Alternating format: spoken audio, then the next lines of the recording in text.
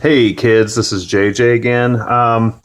This is just a quick tip that I wanted to try. I don't even know if it's going to work actually, but I've been having really bad luck with motors on micro brushless quads with losing the E-clip underneath and the bell coming off. Now, if you watch a couple of my other videos, these DYS motors that I've been using, I flew a couple times, and one of them completely lost its clip, and I lost the bell in the yard. Had to order a new motor. No worries. Where is it? I don't even know what I did with it.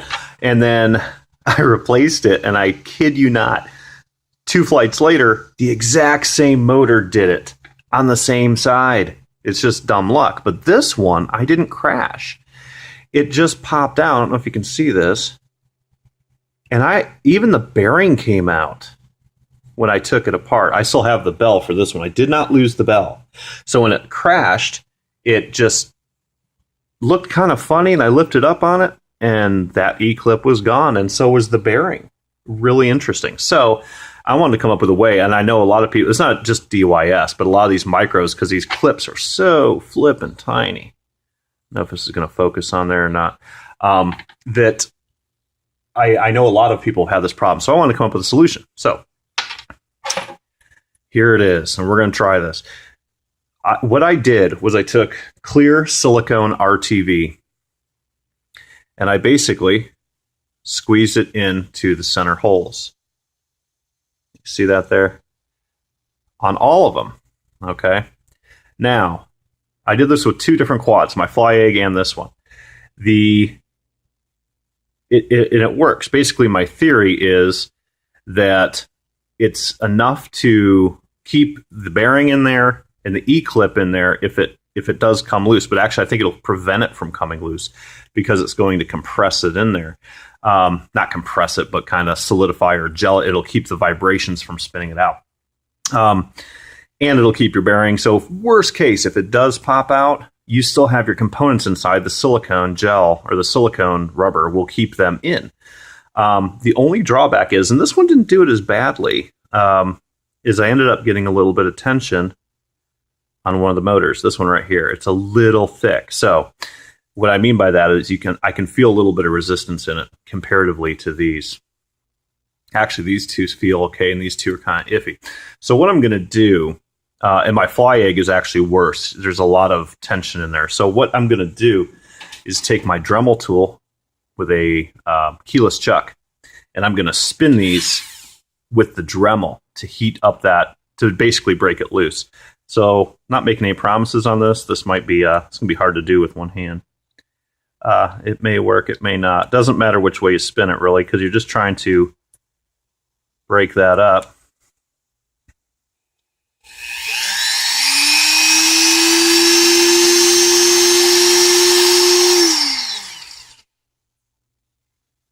See if that worked. Perfect. Awesome. Let's do this one. I need to do the fly egg too. Matter of fact, I might stop this video and do that one because that one's way worse.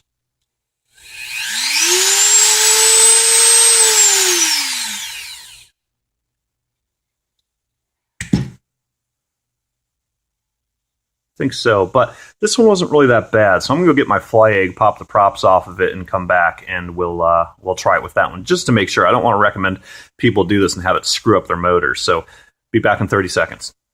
It's been 30 seconds. Boom. Here's my fly egg. This is what I used on these. Just good old-fashioned adhesive sealant, which is basically clear silicone RTV. I use this on a bunch of other stuff. If you saw my build video on the Pagoda antenna, it's the same stuff that I put in between the Pagoda. So I took the props off the fly egg. This one, for some reason, ended up really stiff. I mean, you can feel that one's okay. That one's really stiff. That one's really stiff. And that one's okay. Not too bad. So let's try it. I just want to really be able to feel a difference before I recommend that people do this. And I'm going to fly it too to make sure, but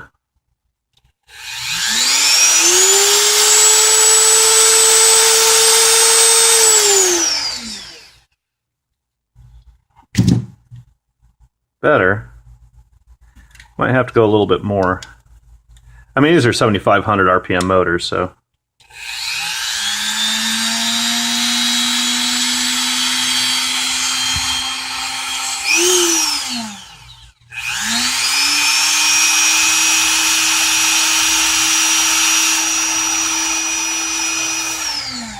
You just don't want to stress out your ESC breaking these in. Better. Let's see. It's a lot better than it was. Let's just make sure she still rolls.